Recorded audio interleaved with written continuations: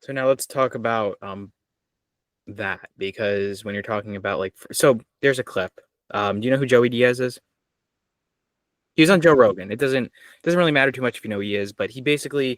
Mhm. So and he had like this whole history of like eating unhealthy, super overweight. But there was a time where he was talking about because since he was diabetic, he had to monitor like glucose points and Mm. like so when he was doing that, he talked about how blending up a banana and eating a banana are two different things. Now, I don't know if this is true, and this is why I'm asking you, but he claimed that when he would blend up a banana, right, since it was blended up and basically pre-digested and it wouldn't be absorbed, it wouldn't be like broken down, I guess, by the enzymes in your saliva. I don't know, maybe he's just talking out of his what when he's saying this, but when you blend it up, basically it was like higher glucose points, right? Versus when he ate it, right?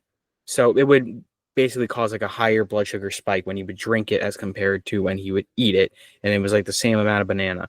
So what are your thoughts on something like that?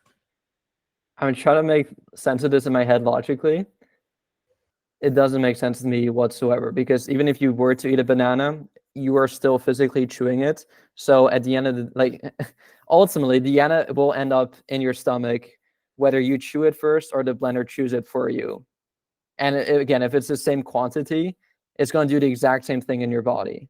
So I'm really trying to like wrap my mind around this, but I cannot like I know I'm oversimplifying this obviously, which I think a lot of people tend to overcomplicate things. I have a really simple approach, but this just sounds way too complex for anyone to even want to consider. If you want to eat a banana, eat a banana. You don't have to pre-blend. Yeah, you don't have to pre-blend a banana.